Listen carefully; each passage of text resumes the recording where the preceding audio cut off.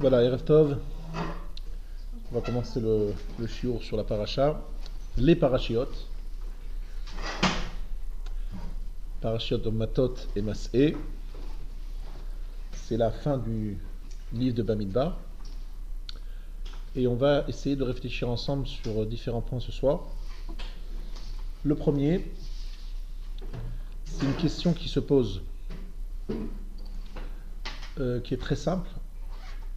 Pourquoi la paracha de Matot, qui commence par les vœux, les serments, Neder, Shvoa, les lois concernant les vœux et les serments, traite d'un sujet qui a priori aurait dû avoir sa place bien avant. Donc le problème ici, c'est un problème de chronologie. Pourquoi avoir attendu jusqu'à la fin du livre de Bamidbar pour nous parler des Nedarim et des Shvuot?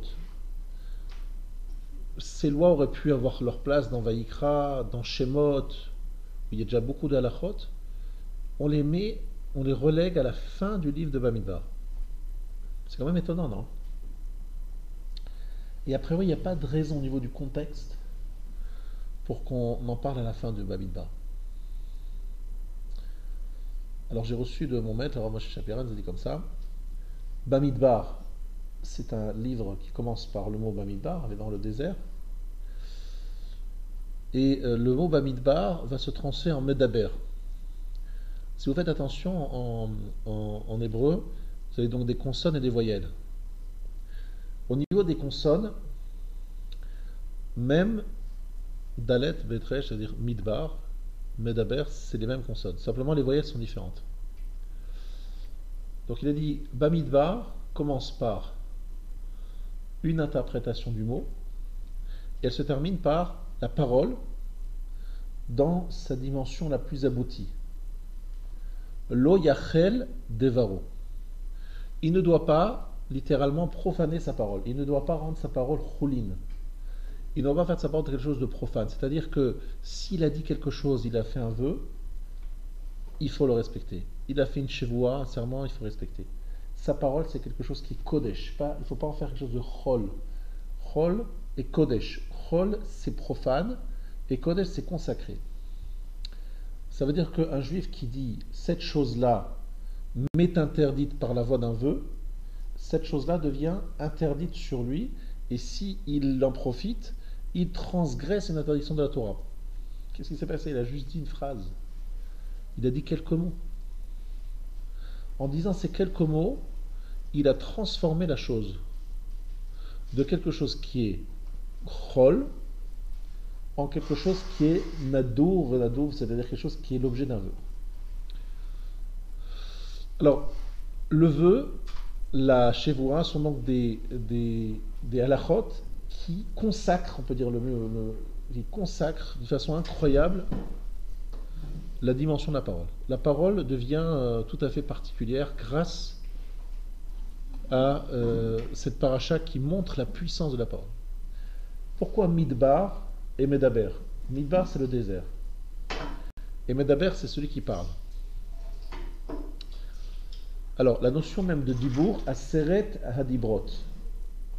Les Aseret Hadibrot ont été donnés dans le Midbar Sinaï.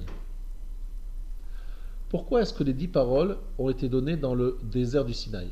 Moi, très franchement, si je veux organiser un événement qui va marquer l'histoire, je préfère un environnement sympathique. Je m'imagine des pentes verdoyantes, des belles fleurs, un beau lac, des vaches qui sont en train de paître, une température exactement clémente, parfaite, et pas un désert. Franchement, je trouve que c'est pas kavod, quoi. On est en train de parler d'un Matan Torah, de l'événement cosmique qui va changer l'histoire du monde, et où on en parle, et on le fait où? Dans un désert, dans un lieu vraiment sauvage. Ça paraît, je veux dire, ça paraît pas adapté. Vous voyez ce que je veux dire? Vous voulez faire, c'est pas kavod, quoi. C'est pas. Donc il y a une notion. On voit on veut que les dibrot apparaissent dans le Midbar. On veut que la parole, dans son sens le plus abouti, Neder et Shvoa, apparaisse dans le livre de Bamidbar, qui a commencé par la notion même de désert. Alors de ça, ils nous disent quelque chose de très intéressant, mais que peu de gens comprennent. Ils disent, l'homme doit être comme un désert. Être comme un désert. Donc on comprend, il s'agit de anava, d'humilité, n'est-ce pas? Il s'agit que l'homme soit humble. Lorsqu'il y a un désert, il n'y a pas de possession, il n'y a pas de propriété, il n'y a pas de quoi être fier. Je possède un morceau de désert. Mazal Tov, Siman Tov, tu peux en posséder un des grands morceaux. Je suis vraiment pas jaloux de toi, je n'ai rien à faire. Qu'est-ce que tu as avec un désert? Le désert, c'est représente quelque chose, il n'y a rien. Il y a rien. Donc c'est un homme humble. Donc c'est certainement une explication. Je ne dis pas que ce n'est pas une explication qui est vraie. Mais le problème, les gens ne comprennent pas la portée de cette phrase. Le désert, humilité. Humilité, désert. Pourquoi? Qu'est-ce qu'on veut nous dire? En fait, pour que la parole puisse apparaître, il faut d'abord se faire comme un désert. Être comme un désert, ça veut dire quoi? Ça veut dire qu'en fait, la plupart des gens, lorsqu'ils viennent étudier, lorsqu'ils viennent apprendre, vous savez ce qu'ils ont? Ils ont des idées préconçues. C'est-à-dire qu'on a déjà un certain nombre d'idées sur les choses. Et en fait, au contact d'un enseignant, d'un rave, d'un shiur, on essaye de trouver un écho à ce que nous vivons, voire une confirmation à quelque chose que j'ai au préalable. Et si par exemple je viens et je vous choque, je vous dis quelque chose qui est complètement contraire à ce que vous avez l'habitude d'entendre ou la façon dont vous vivez, vous allez avoir du mal à l'entendre. Pourquoi? Parce que vous n'êtes pas comme un désert, c'est-à-dire vous n'avez pas fait le vide. Vous êtes là avec des idées, avec une certaine forme de regard sur le monde, et vous attendez que quelque part je vous caresse dans le sens du poil, en disant ah c'est bien, vous êtes des gens bien, magnifique, bravo, Mazal Tov, c'est extraordinaire ce que vous faites. Au mieux, vous dire quelque chose qui va peut-être pas, qui va être neutre. Mais si je vous dis, vous savez ce que vous faites, c'est nul, c'est zéro, vous êtes des zéros. Vous allez dire attends, c'est normal quand même.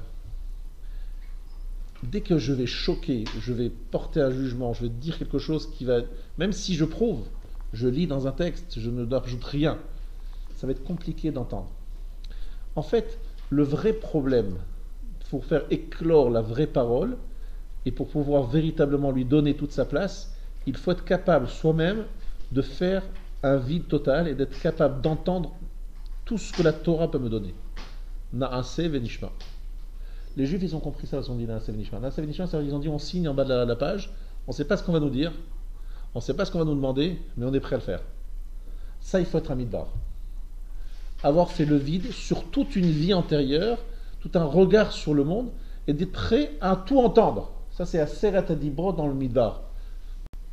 Maintenant, j'ai entendu de Rav Shach, j'étais mamash en face de lui, il m'a dit, pas moi seulement, on était nombreux dans la salle, il nous a dit si la Torah était donnée dans un désert, c'est que la Torah n'a pas besoin, un peuple, le peuple juif, n'est pas un peuple parce qu'il a une terre. Il a une terre qui s'appelle la terre d'Israël, mais viendra un moment où il sera en exil, il restera le clan d'Israël grâce à cette parole qui va être donnée dans le désert. Si nous avons pu retourner en Eretz Israël depuis peu, et après des centaines d'années, voire près de 2000 ans d'absence, c'est que justement il y a eu la Torah qui nous a conservés. Ça veut dire que ce qui fait le peuple juif, ce n'est pas une nation avec un pays. Ce qui fait le peuple juif, c'est une nation capable d'être comme un midbar pour être porteuse d'une parole.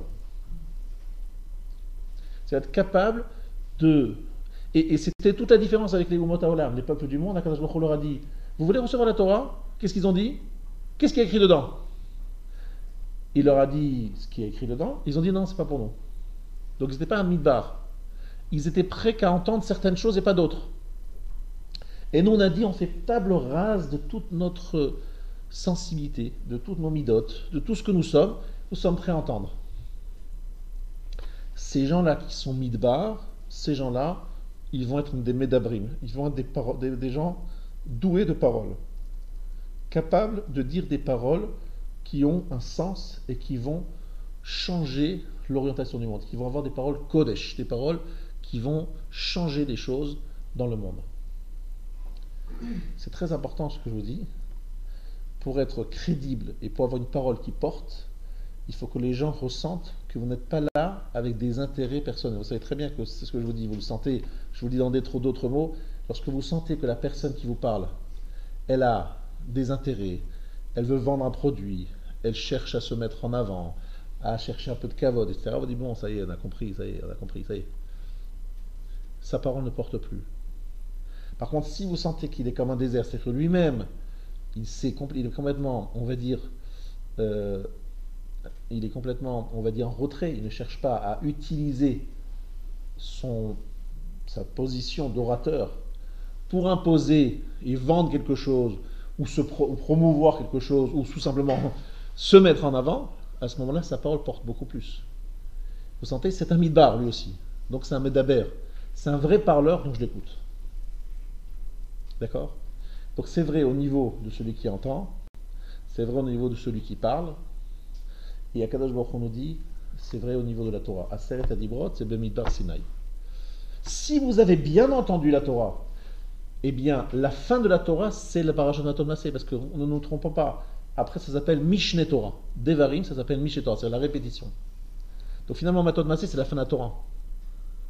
C'est les 4 livres. Et puis après, Moshe prend la parole, et les Advarim, Moshe va dire, bah, écoutez, on va faire Chazar, on révise, allons-y.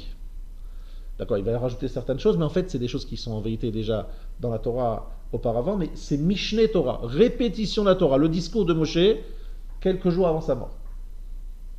Donc finalement, on est dans la fin de la Torah, et on est en train de dire, vous savez, monsieur le juif, si tu dis une parole, eh bien cette parole-là, elle va créer quelque chose. Ta parole est créatrice, et le mot davar, en hébreu, veut dire la chose.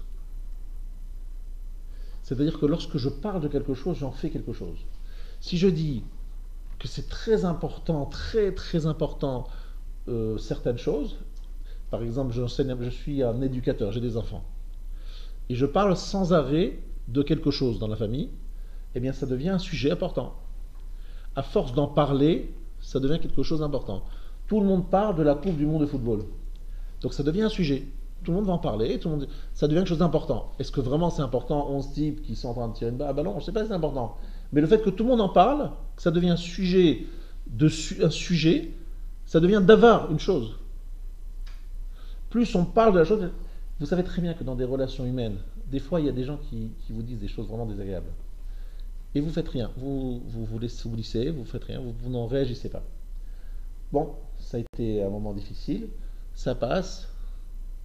Bon, la vie continue. Et puis vous avez une autre solution, c'est de réagir. Mais qu'est-ce que tu m'as dit là? Mais attends, mais de quoi tu parles? Comment tu me parles? Et de commencer à faire une discussion sur ce qui a été dit, ça va devenir un monde. Vous voyez ce que je veux dire? Donc vous allez créer d'un événement, éventuellement, une davar, une chose, où vous allez en fait en faire rien du tout. Si vous en parlez, ça devient un davar. Vous n'en parlez pas, c'est pas un davar. Donc vous avez ici 3 mots. 3 en fait, c'est pas 3 mots, c'est le même mot qui veut dire désert, qui veut dire parole et qui veut dire chose. Et vous avez une 4e lecture du mot davar. Davar, ça veut dire le dirigeant. Davar, c'est quelqu'un qui est d'un leader. Donc c'est quelqu'un dont la parole porte une parole dirigiste. Il a une parole qui est entendue et qui lui donne une position de leadership. Donc on est toujours dans le même contexte. Je suis le porteur d'une parole, mais d'une parole qui en impose, et ça demande de ma part une certaine dimension de midbar. Si je suis dans midbar, alors je suis un davar. Maintenant, je peux aussi être un parleur et un leader sans être un midbar, mais à ce moment-là, c'est une autre forme de parole, c'est une parole qui écrase. Je peux être un leader parce que je suis tellement puissant, j'ai une personnalité tellement puissante que j'écrase les gens. Ici, la Torah, ce qu'elle veut, c'est que la parole soit le résultat d'un midbar pour que le davar soit véritablement l'expression d'un vrai médaber.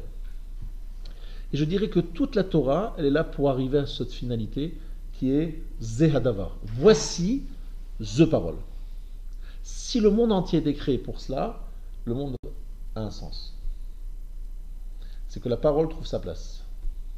Lo yachel devaro, ne profane pas ta parole, prends conscience de la puissance de ta parole. Si tu as pris conscience de la puissance de ta parole, tu ne profanes pas ta parole, là, tu es dans le top, dans le summum de ce que Dieu a voulu créer. Alors, effectivement, dans la Kabbalah, on nous dit que Neder, le vœu, c'est Nundar, c'est habité en dimension du 50. 50, c'est la dimension la plus élevée, 50e jour, donc du Sfirat HaOmer. Nundar, c'est habitué. Dar, c'est Dor, Dar, c'est quelqu'un qui habite. Dor, en français d'ailleurs, Dor, dormir. Bref, mais c'est en hébreu, ça veut dire résider dans la dimension du 50, c'est-à-dire que la puissance de la parole, c'est qu'elle suscite, elle sollicite une dimension spirituelle pour l'appliquer dans un monde matériel. Et cette relation-là qui se fait par la parole, eh bien, c'est celle-là justement que tout simplement fait Yaakov lorsqu'il sort, il se lève après le fameux rêve de l'échelle, il fait un vœu. Neder. Il dit si je reviens, je donnerai, je ferai, etc. Il fait un neder, un vœu, parce qu'il a vu que le monde d'en haut, le ciel et la terre, étaient reliés par un soulam, par une échelle. Et l'échelle, nous dit le Baal HaTurim, c'est la Neshama. La Neshama crée le lien entre ciel et terre. Donc comme il comprend cette dimension de relation entre ciel et terre, il peut être un noder, il fait un vœu. C'est pour ça que le soir de Kippour, on dit Kol Nidré. Kol Nidré, c'est pas juste un phénomène technique halachique, parce que finalement les gens sont là en train de pleurer, dire Kol Nidré, Kol Nidré, Kol Nidré. C'est quoi Kol Nidré? Des vœux, ben on les annule. Bon, ça va, c'est pas, on ne fait pas un plat de cette histoire. Ah, t'es à Kol Nidré, c'est devenu. C'est ce moment de Kippour. L'entrée à Kippour, c'est Kol Nidré. Posez pas de questions, mais c'est quoi ce truc-là? Franchement, c'est quoi? J'ai les vœux, bon d'accord, ils sont annulés, c'est bon, allez, on passe. On va faire toute une parole, les Sfarim, on sort des Sifrei Torah, combien de Sifrei Torah qui achètent l'ouverture du Echal, qui va prendre le. Mais c'est quoi cette folie-là? C'est qu'en fait, on est dans une dimension très forte, c'est-à-dire que le jour le plus saint de l'année, le plus consacré de l'année, vient nous rappeler la puissance de la parole. Et vient nous dire que cette parole, si on veut vraiment qu'elle change de ton, il faut charata, un regret. Je regrette d'avoir fait un vœu, je regrette. Parce que si je regrette, eh bien mon vœu, il disparaît. Et si j'ai fait une faute, si je regrette, je fais tchouva, bah, ma faute aussi disparaît. C'est intéressant. Charata dans les nedarim, regret dans les vœux, et charata, le regret dans la faute, tchouva. Et en fait, le kol nidré, c'est une façon de dire à Hachem, moi le parleur, moi qui tu as donné tant de puissance dans la parole, tu m'as aussi donné la possibilité de changer et de, on va dire, changer et faire ce qu'on appelle hatarat nedarim, me délier de mes vœux, eh bien donne-moi aussi la possibilité de me délier de mes mauvaises habitudes, de mes avérotes, de tout ce qui m'enferme. Parce qu'en fait, ce qu'il y a de plus fort en moi, c'est la parole. Eh bien cette parole, si je peux me séparer, me délier d'un vœu, je peux le faire certainement de tout le reste aussi. De toutes les mauvaises habitudes et toutes les mauvaises actions que j'ai pu faire, je peux aussi. La charata existe, la notion de regret. Parce que si on a un vœu dont on veut se délier, vous savez qu'il faut aller chez un rave et lui demander, voilà, je fais charata, je regrette, atarat nedarim, s'il vous plaît, déliez-moi du vœu. C'est possible de faire atarat nedarim, donc c'est possible de se délier. En fait, un homme qui faute est un homme qui s'engage dans un processus et qui demande atarat nedarim. Déliez-moi de cet engagement que j'ai pris, qui est complètement fou, de ces mauvaises habitudes dans lesquelles je m'engage. C'est clair. Voilà un petit peu une introduction à mon shiur. Midbar, Medaber, Noder, etc. Tout ça, c'est des choses qui sont extrêmement profondes et sur lesquelles je voulais juste faire un petit clin d'œil parce que nous avons beaucoup de boulot ce soir, donc on avance. Mais c'est important de donner déjà le ton de Matot. Matot, c'est Zehadavar, c'est les Nedarim. Maintenant, Matot ne se termine pas là. Matot, c'est la plus longue paracha. Matot Massé ensemble, c'est les plus longues montées de la Torah. C'est la Torah 244 psukim, je peux vous dire, parce que c'est ma paracha de Bar Mitzvah. Donc, 244 psukim, je les ai vus passer, je les ai révisés, rappelés par cœur, pour vous dire que je les connais plus ou moins. Et donc, c'est vrai que dans Matot Massé, il y a beaucoup de choses qui se passent. Et il y a un événement qui est aussi lié à la parole, mais qui est moins évident à déceler, c'est l'événement que je voudrais un petit peu commenter ce soir principalement. C'est Bnei Gad ou Bnei Reuven. J'aimerais vous poser une question juste par curiosité. est-ce qu'un jour vous vous êtes posé la question que je vais vous poser maintenant? Parce que c'est vraiment une question simple, et malheureusement, on ne se pose plus des questions simples, on pose que des questions complexes. On rappelle l'historique. Réhouven et Gad. Ils disent, nous avons vu que dans le pays de Émori, Émori c'est quoi? Émori, c'est, on va dire, la Jordanie actuelle, de l'autre côté du Jourdain. On a vu qu'en Jordanie, il y avait des beaux pâturages.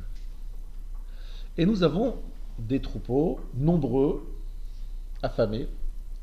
Donc on voudrait rester de l'autre côté du Jourdain. On voudrait s'installer de l'autre côté d'Israël. Donc juste qu'on comprenne bien l'histoire, on a traversé le désert, on est sorti d'Égypte, on a passé je ne sais combien d'années, et puis on nous dit finalement, vous avez, je veux rester en Khoutzaretz, je veux rester à New York. Je vais aller dans un endroit où la terre est grasse, où il y a du beau, de belles herbes. C'est un peu décevant, moi je trouve ça décevant de vouloir rester de l'autre côté du Jourdain, on arrive en Israël, bon ça va, on rentre en Israël, c'est peut-être que ça va être beau là-bas, peut-être tu vas voir. Bon, c'est vrai, ils ont beaucoup de troupeaux, c'est vrai qu'ils sont... Et ça va. Bnei Gad et Bnei Reuven veulent rester en dehors d'Israël. Bon, jusque-là on va dire, j'entends. Mais à ce moment-là, j'ai une question à vous poser, très simple.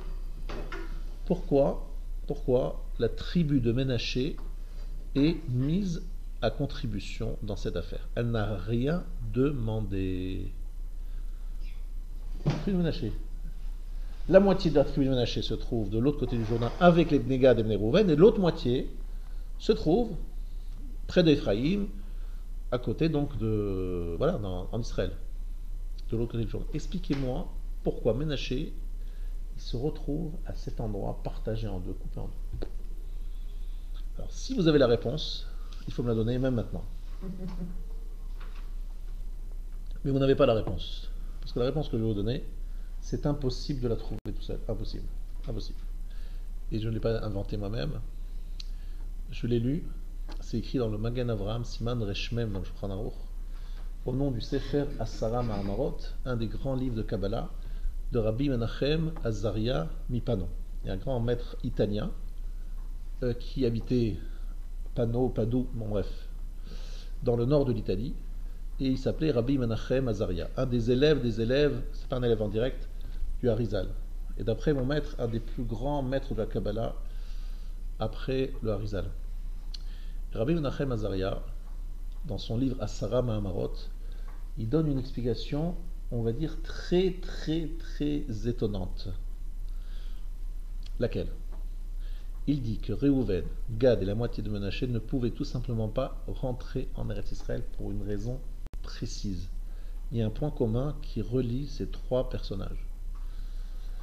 Et la moitié de Ménaché, pas tout Ménaché, que la moitié de Ménaché.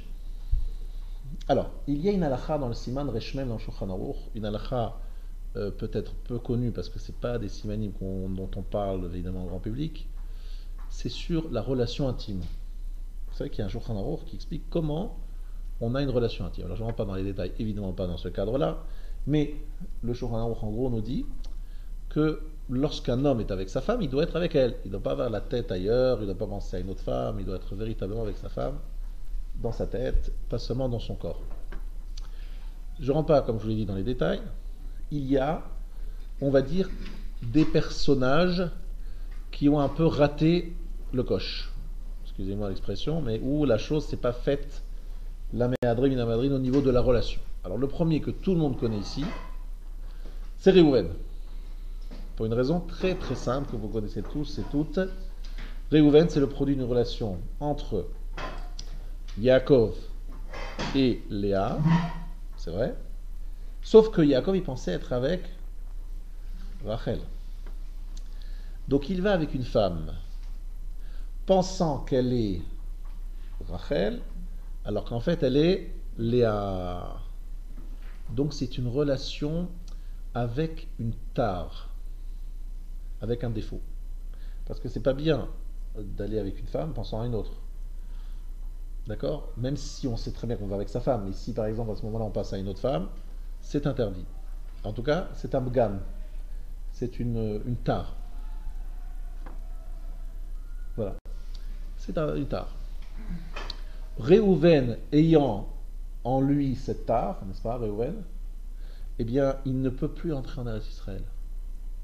Parce qu'il n'est pas né d'une relation à 100% parfaite. Ouais. Bon, je me suis dit, sur Réhouven, il n'y a pas de souci, on comprend bien, c'est connu, Réhouven, etc. Mais je me suis dit, mais Gad, quel est le problème de Gad? Ça, c'est très difficile à trouver. Moi, vraiment, j'étais moi-même très étonné lorsque j'ai lu ça. J'ai relu plusieurs fois. Je me suis dit, je ne vais pas vous dire des choses qui ne sont pas vraies. Mais après réflexion, je me suis dit, mais c'est vrai, finalement, c'est très très vrai. Je vous rappelle l'historique. Léa, elle a facilement des enfants. Un, 2, 3, 4. Très facilement, les uns après les autres. Rachel, non, ça va pas. Très bien. Maintenant, Rachel, qu'est-ce qu'elle fait? Elle dit à son mari, Yaakov, d'aller avec sa servante.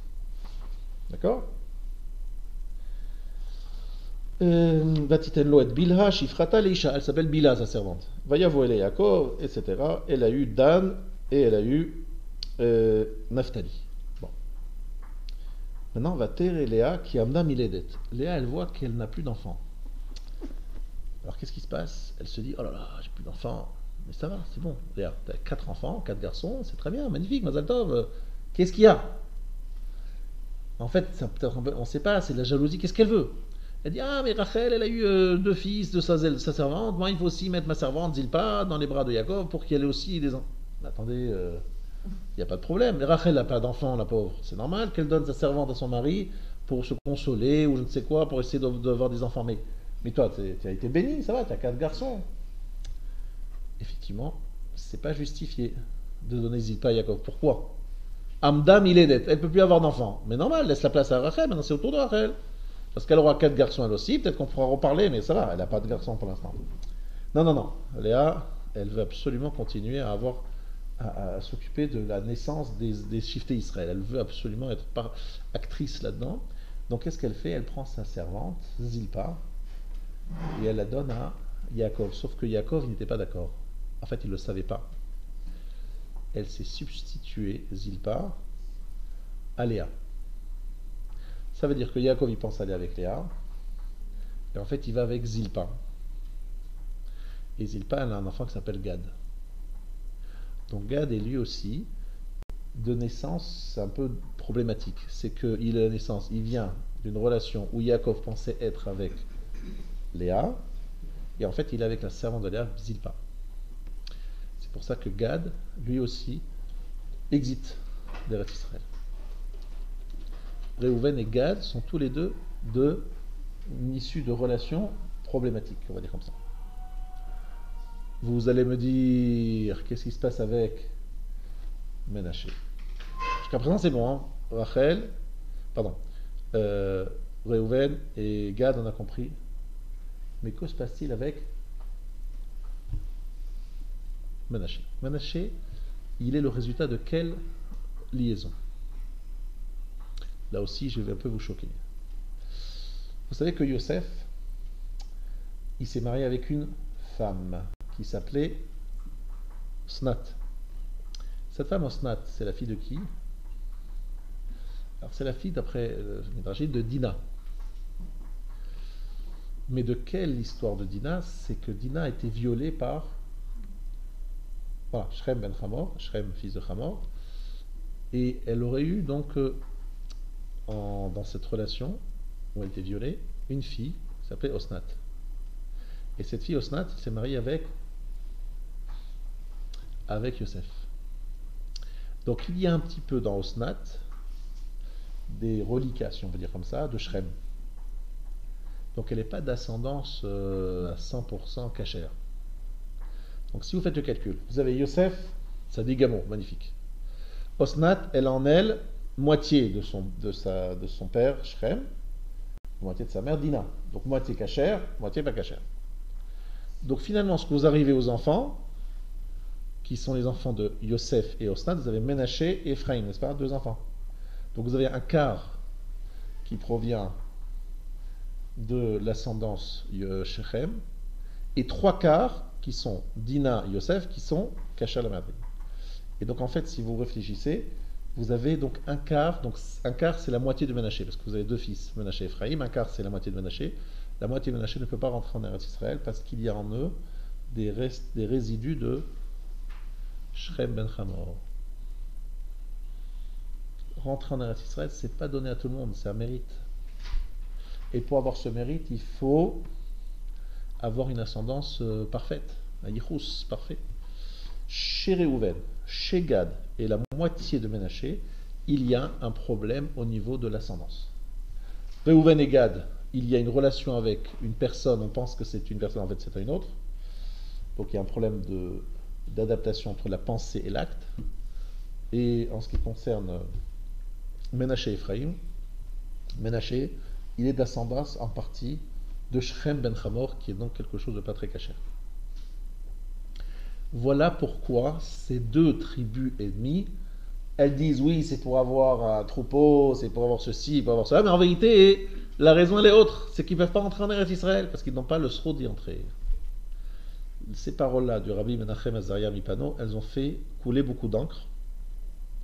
Je ne vous dis pas que tout le monde est d'accord avec lui, loin de là, mais c'est une halakha que vous pouvez retrouver dans le Magen Avraham, Siman Reshmem, dans le Shulchan Aruch Orach Chaim. Il est cité là-bas. Voilà. Donc, tout ça pour vous expliquer pourquoi la moitié de Ménaché ne rentre pas en Eretz Israël. C'est une des explications, c'est pas la seule. D'accord ? Mais c'est quand même une explication assez, on va dire, originale. Maintenant, il y a une autre explication à tout cela. C'est parce que c'était appelé Mikne Rav. Ils avaient beaucoup de bétail. Mikne. Et en fait, il y a un jeu de mots. Mikne Rav, ils étaient acquis au Rav. Le Rav, c'est le Rav. C'est pas beaucoup, c'est le Rav. Et Mikne, Kinyan, ils avaient un lien très fort avec Moshe. Et comme ils ne voulaient pas quitter Moshe, ils ont voulu être de l'autre côté du Jourdain parce que Moshe n'est pas rentré en Eretz Israël. Et eux, ils voulaient rester près de Moshe, même près de sa tombe, pour Mikne Rav, pour être proche du Rav. Et parce qu'ils voulaient que ce soit Moshe qui leur donne leur part en Eretz Israël, leur part, même si c'était pas en Eretz Israël, que Moshe leur donne leur part. Donc on est vraiment, c'est intéressant ici. On a une situation où véritablement c'est le Rav Moshe Rabbeinu qui attire ces deux personnages. J'ai ici plusieurs commentateurs qui le donnent comme cette explication. Shayalaem Kinyan Dvekut be Moshe Rabbeinu. Un attachement à Moshe Rabbeinu. Ve'od kiratsu beze kedei sheyalaem chaluka al pi Moshe Rabbeinu be'atzmo. Ils voulaient que ce soit Moshe qui leur donne leur part, parce que les autres n'ont pas reçu leur part par Moshe, puisque Moshe est mort et est resté de l'autre côté du Jourdain. C'est les seuls qui ont reçu véritablement leur part par Moshe. Alors, ça c'était, on va dire, un premier point.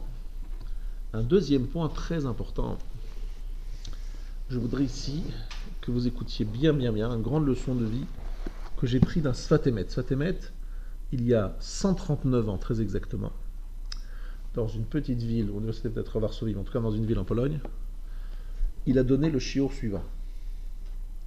Sfat Emet, c'est le rabbi de Gour, la grande chassidoute de Gour, je ne sais pas si vous connaissez, elle existe toujours. C'est le grand-père du grand-père, bref, on est à 139 ans. Et le rabbi a dit à ses élèves la chose suivante. Il y a un midrash, toujours sur les Bnei Gad et Bnei Rouven, il y a un midrash que je vais vous lire ici, Midrash Rabbah. Halacha. Shalosh matanot nivru baolam. Il y a eu 3 cadeaux qui ont été créés dans le monde. Zacha be'achat mehem natal chemdat kol haolam. Il a eu le droit d'avoir l'une d'elles. Il a pris quelque chose de très désirable. Zacha be'chochma, zacha bakol. Zacha be'gvura, zacha bakol. Zacha be'osher, zacha bakol. Et matai, bizman shematnot shamayim. Écoutez bien ces mots. Il a été zoché dans la chokhma, il a le sroud d'avoir la sagesse. Zacha bakol, il a eu un sroud dans tout. Zacha bigvura, il a eu le mérite d'avoir la gvura, la force, qui n'est pas que la force du biceps, ça veut dire une force Ezeu Gibor, Akovesh et Yitzro, qui s'appelle le Gibor, celui qui sait maîtriser ses instincts. Zacha ba'osher, zacha bakol. Donc il y a 3 grands cadeaux dans le monde. La richesse, la force et la sagesse. Ce sont les 3 cadeaux qu'Hachem a donnés à l'humanité. Et Matai, quand est-ce que c'est des cadeaux? Bisman, Shehen, Matnot, Shamaim, si c'est des cadeaux qui viennent du ciel. Ou Baot, Bekoach HaTorah, et ils viennent par la force de la Torah. Aval, Gvurato, Veoshro, Shel Basar, Vadam, Eno, Klum. Mais la force et la richesse d'un être de chair et de sang, c'est zéro, c'est rien. Sheken, Shlomo Omer, Shavti, Tachat Hashemesh, Kilo, la Kalim, Amarutz, tout le monde connaît le Kohelet, Kohelet chapitre 9. Shlomo Amelech qui a eu tout ce qu'un homme peut rêver. Alors il dit un instant et tout peut disparaître. Et c'est surtout Yirmiya qui a dit cette fameuse phrase Ko Amar Hashem, Alitalel Chacham Bechochmato, Ve'alitalel Agibor Bigvurato, Ve'italel Ashir Beoshro Kim Bezot Italel Ajitalel. De quoi on doit être heureux et fier? De sa force, de sa richesse, de sa sagesse. Dit Jérémie, non. Alitalel Adam. Un homme ne doit pas se glorifier par cela. Qui a skel veyadaot, ici il me connaît, la connaissance d'Hachem. Ou matanot elu bizman she'enan ba'im min hakadosh baruch hu sofan hipasek mimenu. Si ces cadeaux ne viennent pas d'Akadosh Baruch Hu, ils vont le quitter.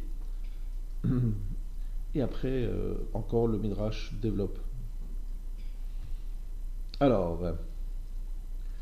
que dit le Midrash sur Reuven et Gad? Lama shelo haya matanatan min hakadosh baruch hu, v'chen ata motze b'bnei Gad u'bnei Reuven. Regarde, tu trouves avec les fils de Gad et les fils de Reuven, shayu ashirim, ils étaient riches. Vaya lahem mikne gadol, ils avaient un grand bétail.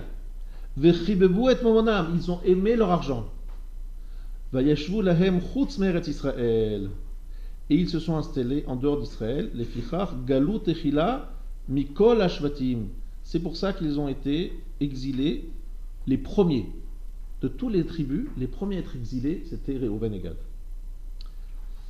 Vous comprenez?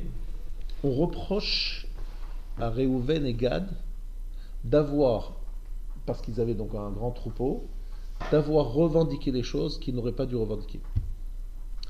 Et en fait, on dit que ils ont été chotef, ils ont, on va dire, pris de force. Des fois, des gens se disent, voilà, je peux prendre cet argent, oui, c'est possible. Des fois, c'est malhonnête. Des fois, on sent que c'est pas, alors c'est pas malhonnête à 100%, c'est pas caché à 100% non plus. On sent que finalement, cette richesse, elle n'apporte pas la bracha. Alors le Sfat Emet développe et explique ce Midrash Rabbah. Vous comprenez que c'est un Midrash.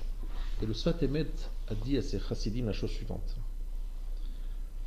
Alors, je lis les mots, et je voudrais que vous écoutiez bien, parce que ça peut, je pense, donner beaucoup de, en tout cas en ce qui me concerne, ça me donne beaucoup de kochot et d'orientation dans ma vie. Ikor avodat ha'adam. Écoutez bien. Alors, avant de dire ça,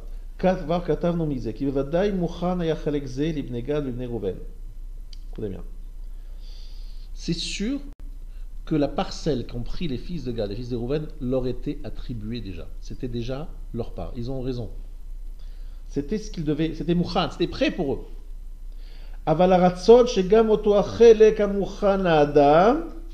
Mais la volonté d'Hachem, c'est que même cette part qui est préparée pour l'homme, Yachpotz le kablo à l'aider à Torah, qu'il veuille le recevoir par la Torah.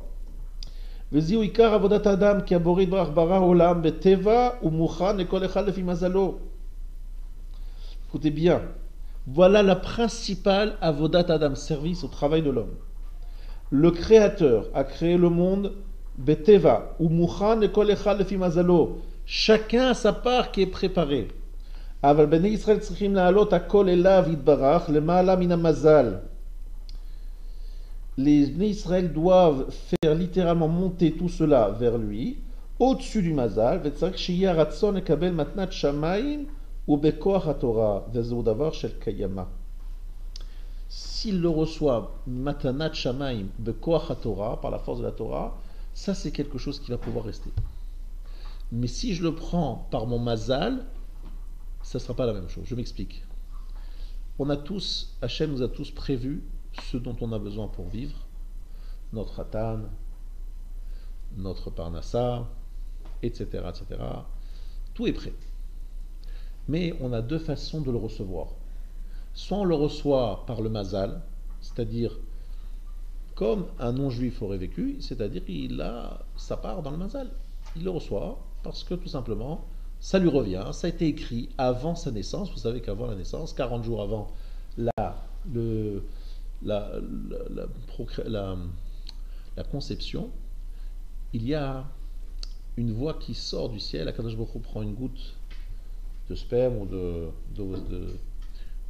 la cavité de laquelle on va créer un enfant, et il dit, celui-là il sera Achir ou sera Ani, il sera pauvre ou il sera riche, est-ce qu'il sera Chacham, est-ce intelligent ou idiot, sera-t-il riche ou pauvre? Tout est écrit avant. Maintenant il faut savoir qu'il y a des façons d'obtenir une richesse qui reste longtemps, et il y a des richesses qui ne font que passer. On les voit comme ça, et hop, ça disparaît. Qu'est-ce qui se passe? Quelle est la différence entre les deux? L'une était obtenue en dessous du mazal, et l'autre a été obtenue au-dessus du mazal. Qu'est-ce que ça veut dire ce charabia? Écoutez bien ce que je vais vous dire, parce que là, c'est le chidouche. Lachen ita shetzrichim nitpalel bechol yom al mezonot. Tous les jours, il faut prier pour la parnassa. Mezonot, pour la nourriture. Avmi sheno mechusa parnassa. Celui qui ne manque pas de parnassa. Il va dire, monsieur le rabbin, je perds mon temps. Je vais prier pourquoi? J'ai la parnassa, c'est bon. J'ai des millions à la banque. Mes frigidaires sont pleins. Les congélateurs aussi. J'ai de quoi vivre de tenir un siège de plusieurs années. J'ai une maison pleine de victuailles. Je dis à Hachem, s'il te plaît, donne-moi à manger, donne-moi à manger. Mais Hachem dit, sans doute, il rigole. Non, mais attendez, t'as de quoi vivre. Qu'est-ce que tu veux que je te donne encore? Non. Il faut prier pour la nourriture qu'il a déjà dans le placard. Alors là, c'est bizarre ça. Pourquoi? Ki kar avoda shebalev zu tfila, la principale travail de la tfila, avoda shebalev, le travail du cœur, c'est la tfila. La tfila, c'est pas des paroles. Il y a des gens qui pensent que la tfila, c'est juste dire des mots le plus vite possible pour essayer de perdre le moins de temps possible en prière. On regarde sa montre en disant, aujourd'hui, ça a pris 30 secondes de trop. Ah, aujourd'hui c'est bien. On a fait que 25 minutes shacharit. Super, magnifique. Aïe, aïe, aïe, qu'est-ce que c'est beau. Demain, on va essayer de faire plus vite encore. Est-ce qu'on est arrivé en peu de temps de dire autant de mots? Genre, c'est le TGV, Tefila, grande vitesse. Et on essaye chaque jour de faire un peu plus vite. Ça, c'est pas Avoda Shebalev. Avoda Shebalev, c'est une Avoda qui se fait dans le cœur. Oui, mais on va prier sur quoi? Si Baruch Hashem, la famille est en bonne santé, si Baruch Hashem il y a la parnassa, si Baruch Hashem celles qui devaient se marier sont mariées, si Baruch Hashem il y a, etc., tout va bien, a priori aller prier, c'est superflu. À quoi ça sert? On va prier que si Chas v'Shalom les choses ne vont pas. Vous comprenez? Non. Vient le Sfat Emet, il dit faux, c'est faux, archi faux. Ikar avodat alev. Zoutfila ou al she'en chaser ladam, sur la chose justement dont je ne manque pas. C'est là-dessus qu'il faut prier. Kima shechaser lo le garmo mevakesh, parce que s'il lui manque, il le demande pour lui. Ça veut dire il vient dire à Kadosh, je manque de ça, dis-moi, donne-moi. Kadosh dit voilà, tu viens me voir juste, tu as besoin, c'est ça. Imaginez-vous quelqu'un qui ne vient vous voir que lorsqu'il a besoin de vous. Que lorsqu'il a besoin, il vient dire s'il te plaît, on est copains, machin, il fait des beaux sourires, des machins. Je dis bon, t'es gentil, ça va. Tu n'as rien à faire de moi. Arrête de me demander comment ça va. Va direct au but. Allez, ça, stop. Allez, quelle est la demande? N'est-ce pas? Des fois, il y a des gens, tout d'un coup, on ne les voit jamais, on ne les entend pas du tout parler. Tout d'un coup, un texto magnifique ou une parole. Alors, ça va, la maman, les enfants, le papa, les frères, les sœurs. Je dis, mais on se voit jamais, on se parle jamais. Tout d'un coup, ça t'intéresse de savoir ma mère, mon père, machin, qu'est-ce qui se passe? Ah! Elle commence à dire, oui, est-ce que tu pourrais s'il te plaît rendre un petit service? Ah, voilà, j'ai compris. tout d'un coup, j'ai compris. Donc en fait, on ne parle à quelqu'un, si notre relation avec quelqu'un, ce n'est que pour lui demander des services, il y a un moment où la personne qui est sollicitée dit, bon, t'es gentil, mais ce genre de relation, t'es gentil, mais c'est clairement intéressé. Eh bien, ceux qui viennent prier que lorsqu'il y a un problème, Hachem il dit, mais je te vois jamais toi. Ou bien tu es là tous les jours, mais tu pries jamais avec cœur, ton cœur est parti. Le jour, Chas Shalom, il y a un problème, ouh là là là là, le monsieur il est là, et quelle cavanote, et quelle prière, et quelle pleure, et quel machin. Mais quelque part, ce monsieur qui prie comme ça dit, mais quel problème? Je viens prier lorsque j'ai besoin. On m'a dit prier c'est prier lorsqu'on a besoin, non? Réponse, c'est faux. On vient prier lorsqu'on n'a pas besoin. Mais on a besoin de quelque chose. C'est que ce que nous avons besoin et ce que nous avons, ça ne vienne pas de dessous du mazal, mais au-dessus du mazal. C'est quoi le mazal? C'est les lois de la nature, les choses qui se font naturellement. Et ce qui est au-dessus du mazal, c'est de venir de la main d'Akadosh Baruch Hu. Je veux recevoir de ta main, je veux recevoir de ta bouche, je veux recevoir de toi, Akadosh Baruch Hu. Parce que ce qui vient de toi, c'est un cadeau qui vient de toi. Ça, c'est une beracha, c'est chargé de bénédiction. Et ce qui vient de façon naturelle, ça peut être une force de klala. Et l'ikar avoda shebalev zut fila, la principale raison pour laquelle nous prions, pourquoi on prie? Al she'en chaser l'adam, sur une chose sur laquelle l'homme ne manque pas. Donc, comprenons bien. Je vais chez Akadosh Baruch Hu, dit Hachem, s'il te plaît, bachenu, envoie-nous la parnassa. Alors en haut, Hachem, j'imagine Hachem qui reçoit la prière, dit mais qu'est-ce qu'il veut celui-là? Il est là largement de quoi vivre. Il veut quoi? Il veut encore des milliards? Quel est le problème? Mark Zuckerberg, comment il s'appelle? Des milliards, il est assis sur des milliards. Grâce à Dieu pour lui. Il vient, il dit Akadosh Baruch Hu, s'il te plaît. S'il te plaît quoi? Encore des milliards, ça suffit. Qu'est-ce que tu vas faire avec tous ces milliards? Déjà, pour les dépenser, ça va être compliqué. En une vie, en deux vies, comment tu vas faire? Alors en fait, la réponse, c'est que je ne veux pas demander à Akadosh Baruch Hu parce que je n'ai pas. Je viens chez Akadosh Baruch Hu lorsque j'ai. Et je dis à Akadosh Baruch Hu, je veux simplement te demander que ce que je possède, tu me donnes toi. Je ne veux pas le recevoir de mon banquier, de mon client, de mon fournisseur, je ne sais qui. Je veux le recevoir de toi. Je veux que tu me le donnes toi. Là, c'est une vraie tfila, c'est une vraie relation. Je vais prendre un exemple très simple de la vie de tous les jours. Un papa, une maman et un fiston. Le fils, il vient voir son père et sa mère uniquement lorsque il a besoin de quelque chose. À un moment, le père et la mère disent, t'es gentil, on t'adore, tout ce que tu veux, mais très franchement, tu commences vraiment à nous saouler, quoi. On n'existe pas lorsque tu as besoin de nous. Lorsque tu as besoin de nous, alors là, si on est là. En clair, c'est pas une relation que tu as avec nous. On est ton tiroir-caisse. On est ton banquier, on est je sais pas quoi, tu as besoin de quelque chose, t'as amené en voiture, te ramené en voiture. Là, on est là. Pour le reste, on n'existe pas. En clair, tu ne nous calcules pas. On n'existe pas. Voilà ce que dit Akadosh Baruch Hu tout simplement aux hommes qui ne viennent le voir que lorsqu'ils ont besoin de lui. On est là, je ne suis là que par un tiroir-caisse. Je ne suis pas là pour une relation. Vous ne voulez pas créer une relation avec moi. Vous ne voulez pas créer un lien avec moi. Vous voulez tout simplement retirer les espèces. Bon, si c'est par virement, ça passe aussi. On est d'accord? C'est ça la relation avec Hachem. Donc vient le Sfat Emet et il nous dit Kima shechaser lo le garmo mevakesh. Rak rachamim kavu yutchet brachot. Les sages ont instauré 18 bénédictions. Al kol hatzorech la adam, pour tout ce qui est nécessaire pour l'homme. Sheyevarech sheakol mimenu yitbarach, qu'il éclaircisse, qu'il vérifie que tout vient de lui. Veivakesh sheito yitbarach, il demandera que c'est de lui Yavolo ele advarim, que viennent toutes ces choses-là. Shelo yitzrachav nifradim chaz v'shalom min shoresh hachayim. Donc, il faut que ces choses-là ne soient pas séparées de l'origine de la vie. Bref, je vais comprendre que le Bnei Gad et Bnei Rouven, afalpi shaya muchan lahem, bien que cette part leur était réservée, o il velo otav beine Moshe Rabbeinu shu shoresh haTorah, puisque Moshe Rabbeinu ne voulait pas leur donner, qui lui, Moshe Rabbeinu représente la Torah, muchach shelo ya ratzon shelehem davuk bishlemut bekoach haTorah, velachen on itkayem beyadam. Comme Moshe ne voulait pas leur donner, ça veut dire que Moshe ne voyait pas d'un bon œil la demande des Bnei Gad et Bnei Rouven. Les Bnei Gad auraient dit écoute Moshe, si ça ne te plaît pas, Nous, ça ne nous intéresse pas. Nous, on veut recevoir que si tu es prêt à nous donner avec sourire, avec le bien. Si on sent que c'est pas ton truc, il vaut mieux pas nous donner. On renonce.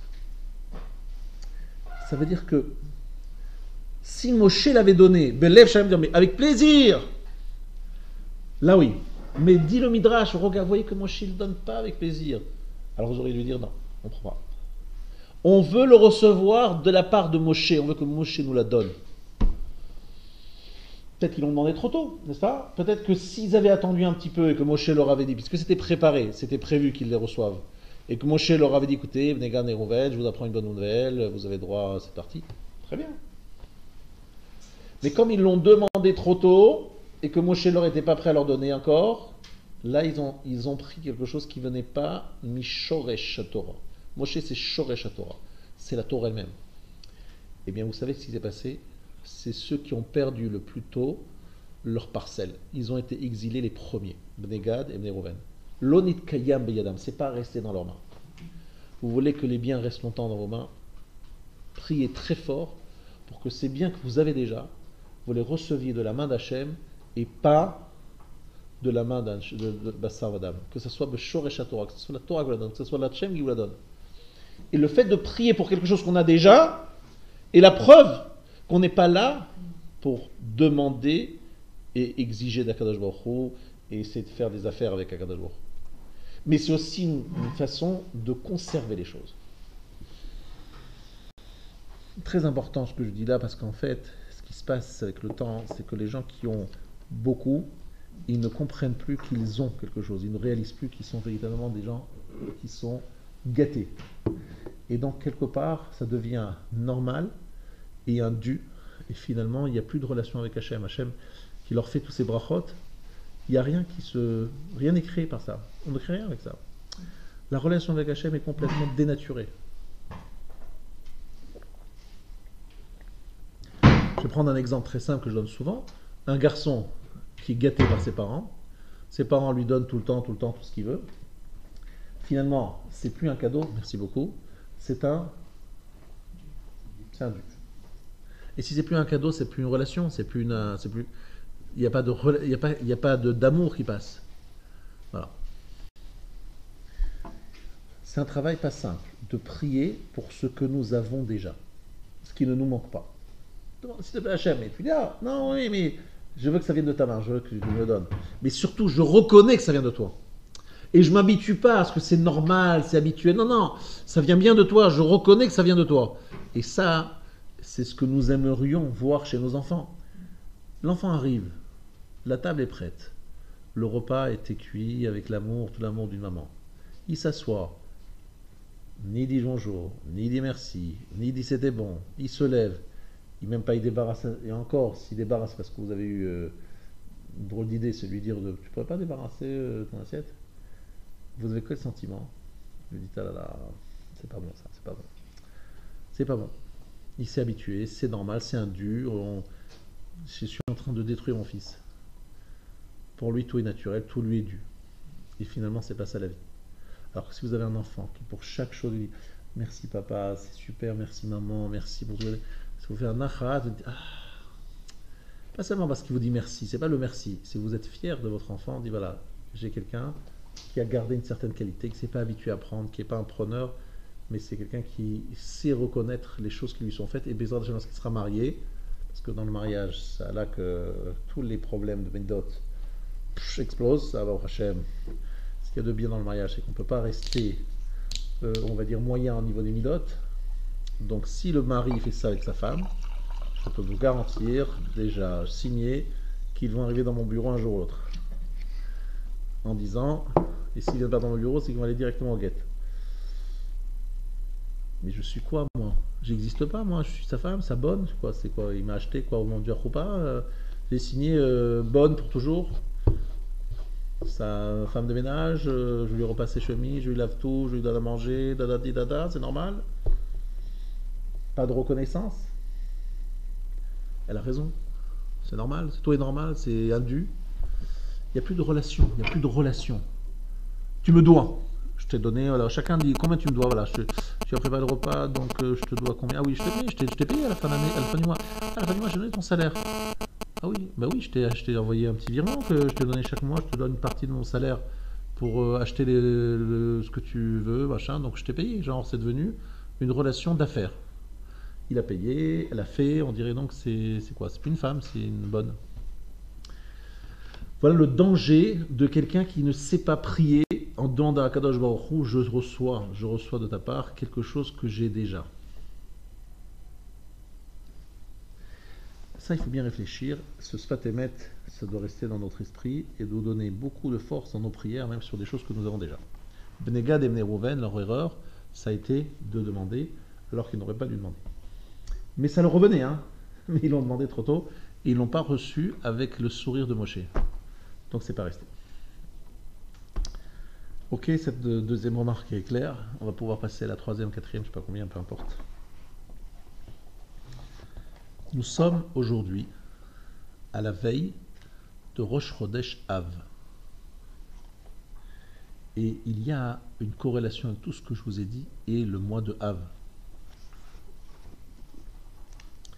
C'est jamais très sympathique, je sais, cette période. Mishenichnas Av, Mema'atim et Simcha. Lorsque Av arrive, on diminue la joie. Un moment où on n'a plus le droit d'écouter la musique.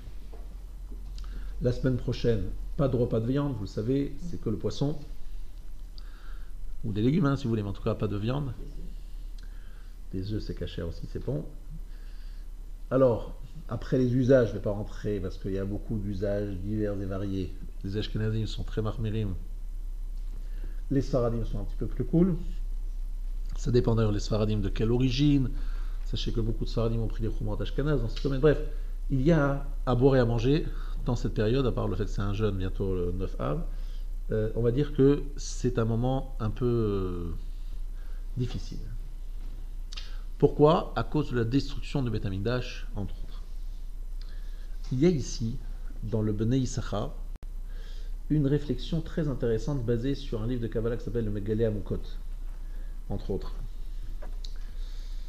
Et il nous fait remarquer la chose suivante. Combien de jours y a-t-il donc c'est 3 semaines, ça fait combien de jours? Alors, normalement, la réponse c'est 21, mais c'est une réponse qui est erronée, parce qu'en fait, on compte le premier jour et le dernier jour, ce qui donne donc 22. Pourquoi 22? Parce que 22, c'est comme les 22 lettres de l'alphabet, qui représentent donc une période de tristesse. Les 22 lettres de l'alphabet ont été, entre guillemets, détruites, abîmées. C'est-à-dire quoi? C'est qu'en fait, Akadosh Baruch Hu, pour créer le monde, il a utilisé les lettres de la Torah, et donc en détruisant le Beth Amikdash, qui est le centre du monde, qui est le petit monde cachère, parfait, etc., donc les lettres se sont littéralement envolées. Par rapport à ces 3 semaines, il y a 3 semaines de construction qui s'appellent les 3 semaines du mois de Tishri. Là aussi, il y a 22 jours. C'est quels sont les 22 jours? Le premier jour, c'est Rosh Hashanah. Et le dernier jour, c'est Hoshana Rabbah. Vous avez aussi 22 jours. Donc il y a 22 et 22. 22 où Hachem s'éloigne et 22 où Hachem se rapproche. Et en fait, ce sont les deux facettes d'une même pièce, la relation. Je m'explique.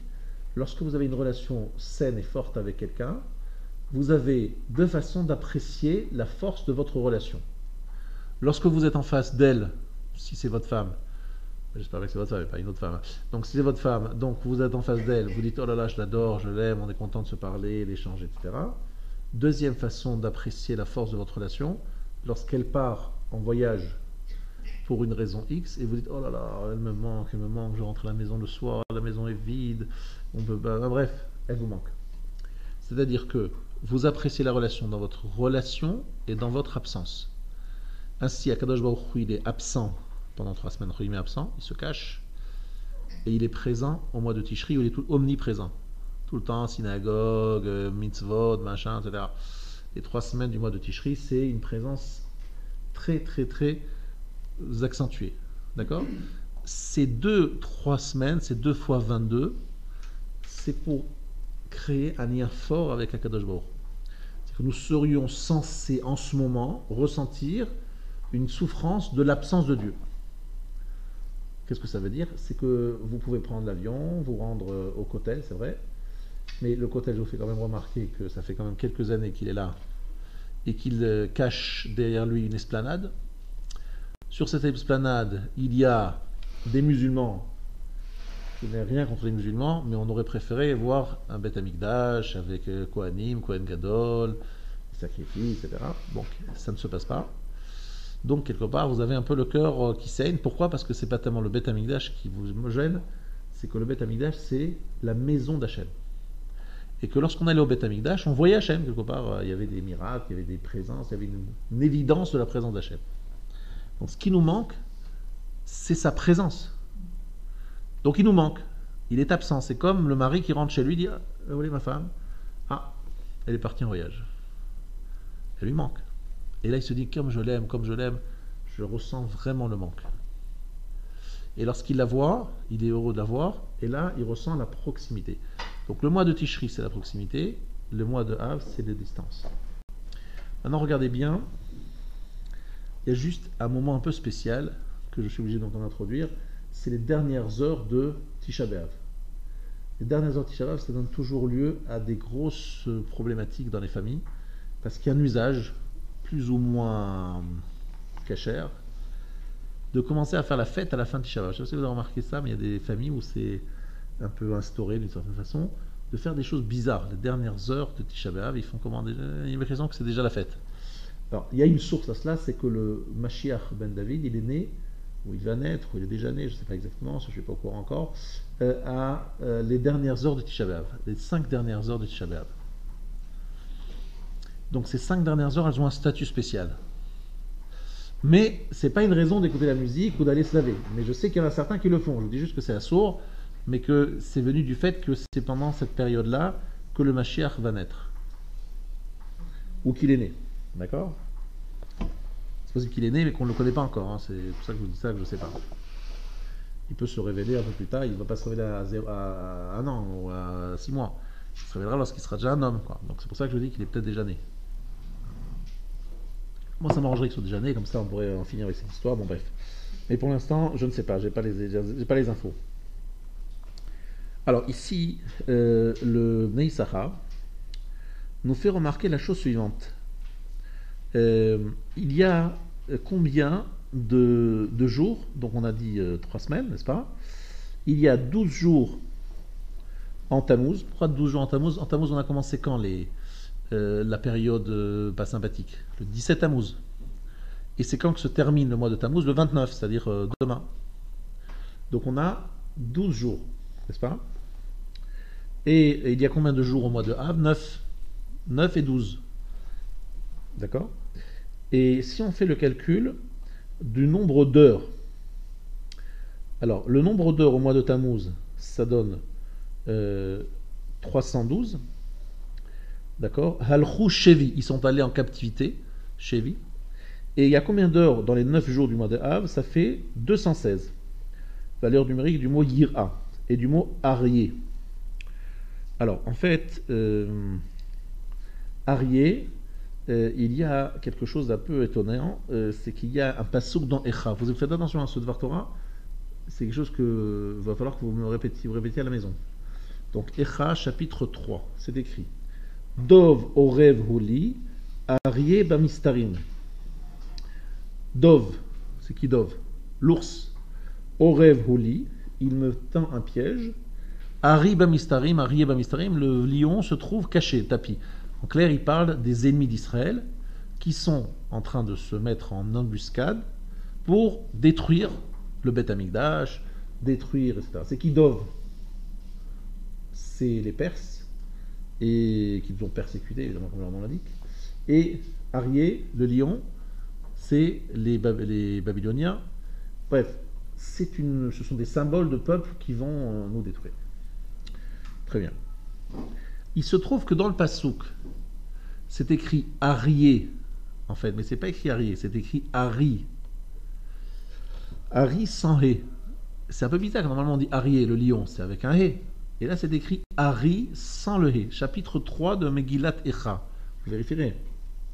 Pourquoi il manque le Hé? Parce que tout simplement, c'est les 5 dernières heures dont je vous parlais tout à l'heure. Parce que je vous ai expliqué qu'il y avait 216 heures de les 9 jours depuis Rosh Chodesh Av jusqu'à Tisha B'Av. Ça fait 9 jours. 9 jours, ça fait 216 heures. Maintenant, ces 216 heures, on sait que les 5 dernières heures, c'est les heures où le Mashiach est né. Donc au lieu d'écrire Arié, qui veut dire 216, on met Ari, donc avec un He en moins, donc 5 heures en moins, ce qui donne 211. Ari Bamistarim, ça veut dire qu'en fait, il y a une dimension de Ari. Vous savez pourquoi le Ari? Parce que le lion, c'est pour ça que je m'appelle Ariel, parce que je suis né Rosh Chodesh Av. Et donc en fait, Ariel, c'est le Mazal, c'est le signe astral du mois de Av. Et le Ariel, c'est aussi un des noms du Beth Amikdash. Le Beth Amikdash est appelé Ariel. Le Mizbeach, l'autel, est appelé Ariel. Bref, le nom Ariel est lié au Beth Amikdash. Et le Ari, c'est le signe astral. Le lion, c'est le signe astral du mois de Av.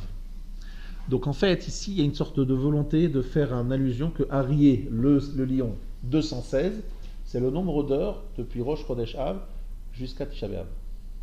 Et si on n'écrit pas Arié entier, on n'écrit que Ari et pas Arié, on enlève 5, et donc on a les 5 dernières heures du mois du jour de Tisha B'Av, qui sont des heures où le Mashiach va naître, et on est déjà dans la Géoula. Vous comprenez? Et parce que c'est écrit Ari Bamistarim, le lion dans les endroits cachés. Akadosh Baruch Hu se cache. Sauf les 5 dernières heures de Tisha B'Av, où déjà Akadosh Baruch Hu apparaît. Alors c'est un grand principe lorsqu'on est dans cette période et que vous pouvez vivre dans votre vie. Je voudrais essayer de vous l'expliquer de la meilleure façon. C'est qu'en fait, souvent je remarque aussi dans des couples qui se déchirent, lorsqu'ils se sont vraiment tout dit et tout déchiré, finalement souvent dans cette haine terrible qui s'installe entre eux, arrive un moment de tension, arrive un amour incroyable qui suit ce moment de grande tension. Je m'explique. Akadosh Baruch Hu, il a détruit le Beth Amikdash, c'est clair. Maintenant, cette destruction du Beth Amikdash, c'est un acte d'amour. Alors, ça paraît dingue, c'est un acte d'amour. Pourquoi je dis que c'est un acte d'amour?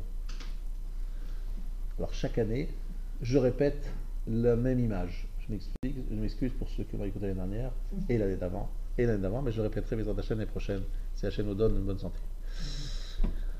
J'ai pris sur moi de répéter parce que c'est exactement l'image extraordinaire de cette période. Je n'ai pas trouvé mieux que cette image-là.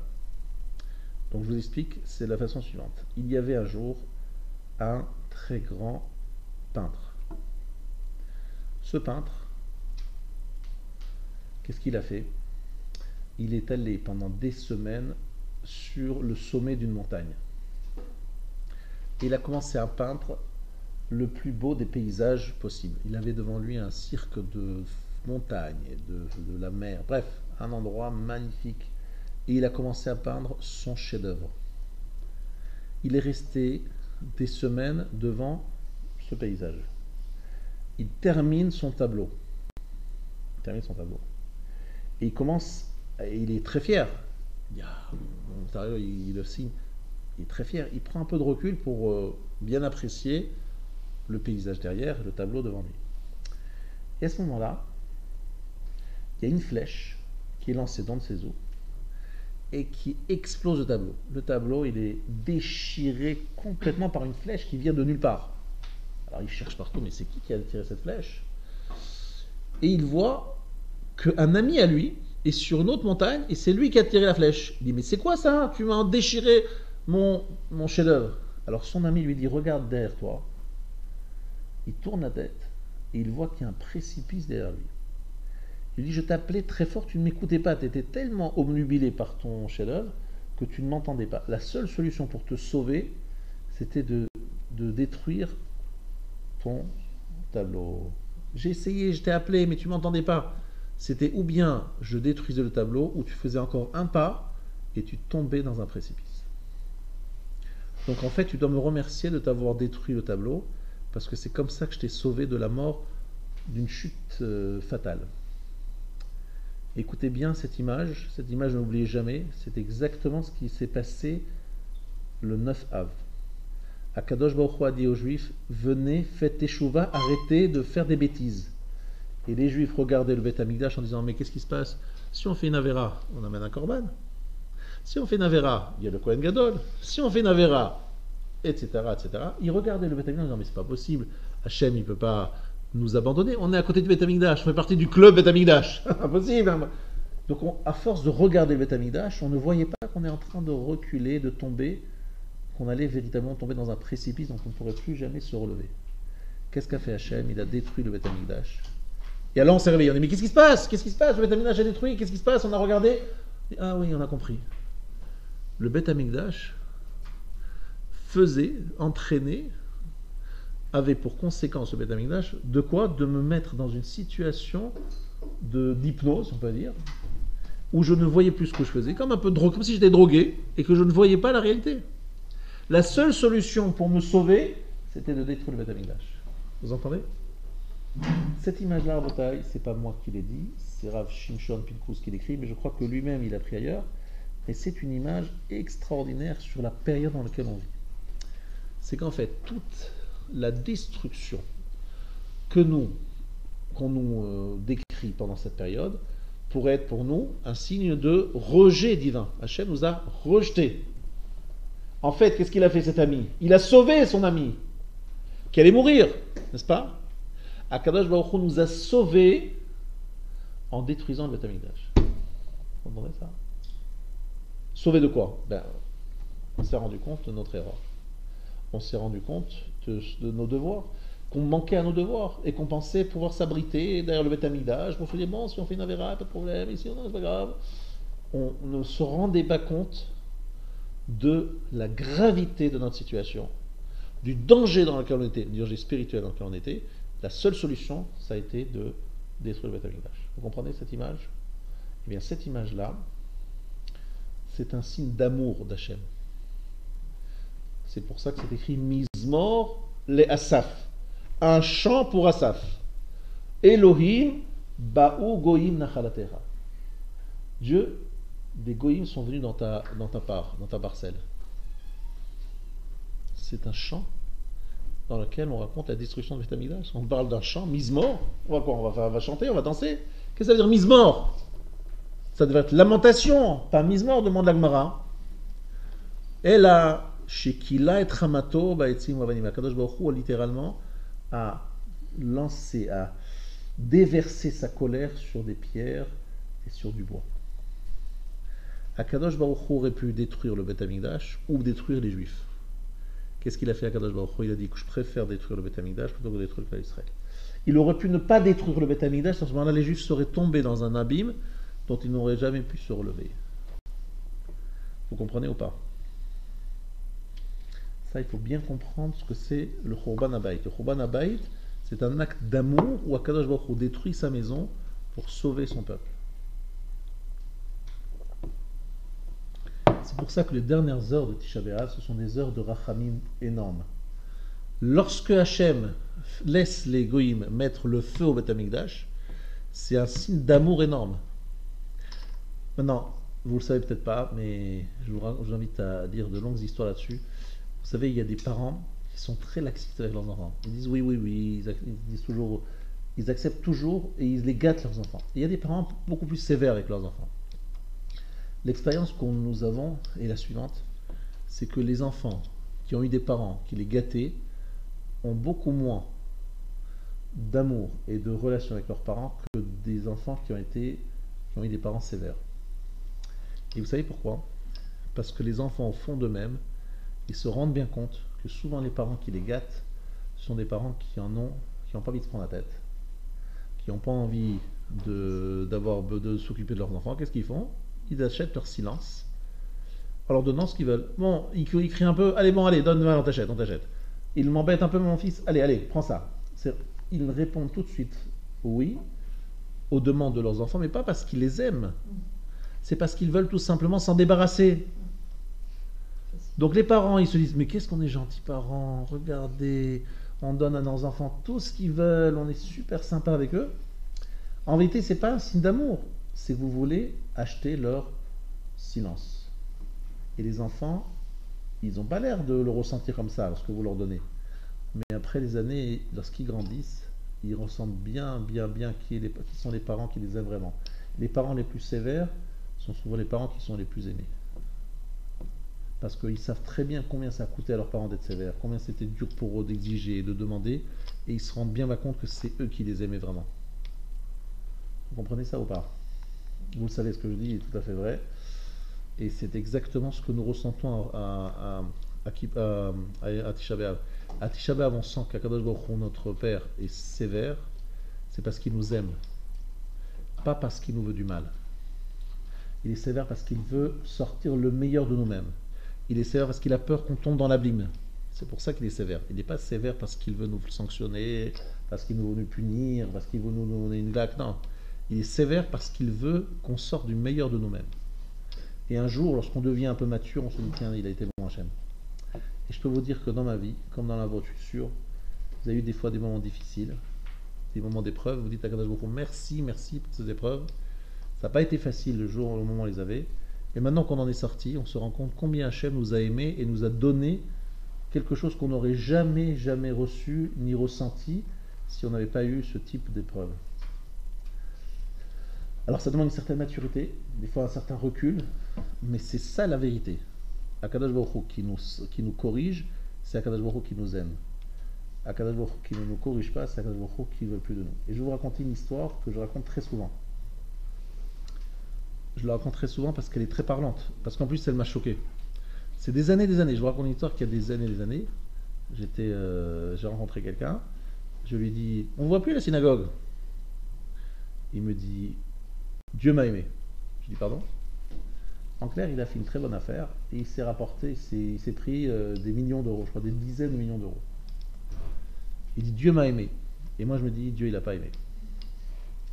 Dieu il a gâté, il a dit prends tout ce que tu veux quoi, des millions, vas-y prends-en. Et au moins je te verrai plus, tu me dérangeras plus.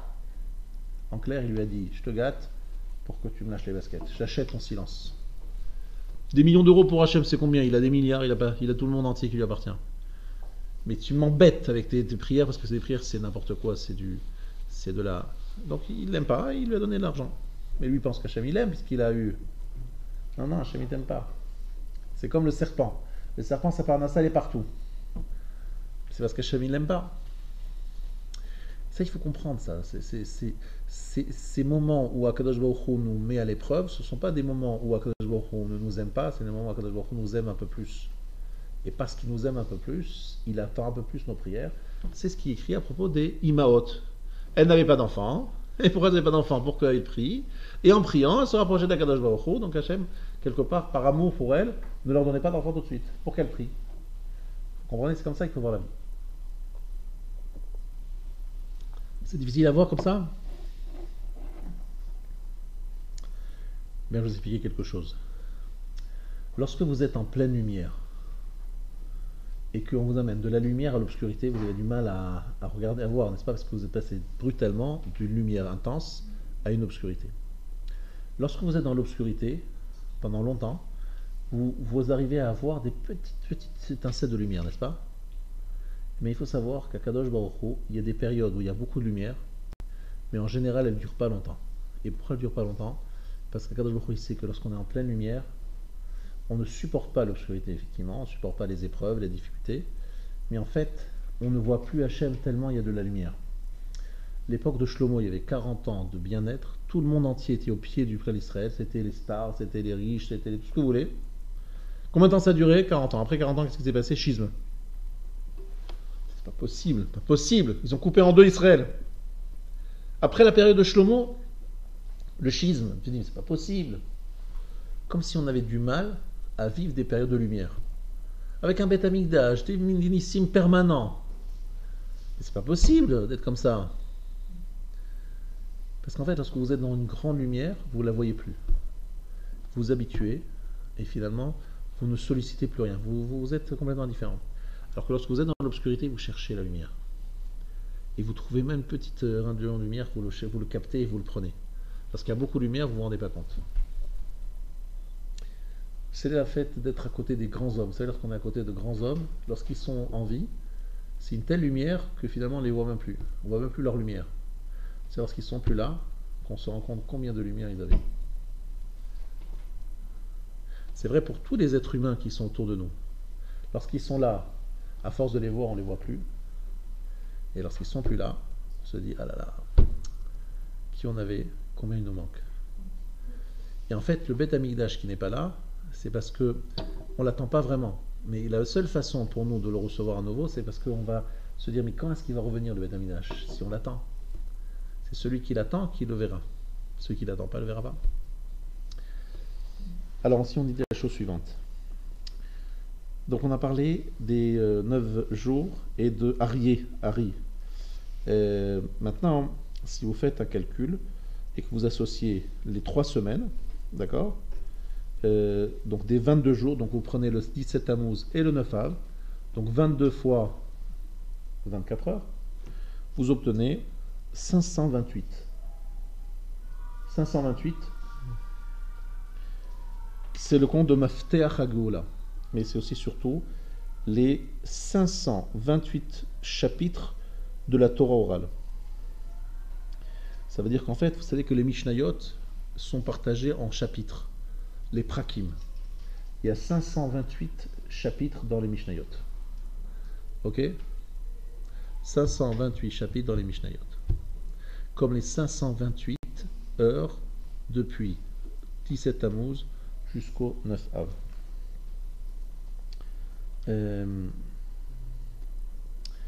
Qu'est-ce que ça veut dire? Alors, il faut savoir que les Mishnayot, c'est la base de la Torah orale. Et en fait, la Torah orale, elle vient justement lorsqu'il y a Hester Panim. C'est quoi la Torah orale? Rabbi Yehuda, il dit comme ça. Rabbi Meir, il dit le contraire. Rabbi Shimon, c'est que des marloquettes, des discussions sans fin. Bet Shammai, Bet Hillel, ça se discute dans tous les côtés. En fait, la Torah orale, elle vient d'une obscurité, d'un oubli, mais qui suscite la recherche de la lumière. Et qu'en fait, ces 3 semaines, c'est l'obscurité qui fait que, qu'est-ce qui fait noir? On cherche la lumière. Vous comprenez? L'obscurité qui suscite chez nous la vraie recherche de la lumière. Ça, c'est les 328 jours, 528 heures depuis le 17 Tammuz jusqu'au 9 Av. Alors maintenant, le moment est venu de conclure. Je vais vous résumer et surtout vous montrer la cohérence de toutes les parties que nous avons abordées ce soir. Ce soir, nous avons commencé le shiur en parlant de Midbar et Medaber. Le désert et l'homme qui parle.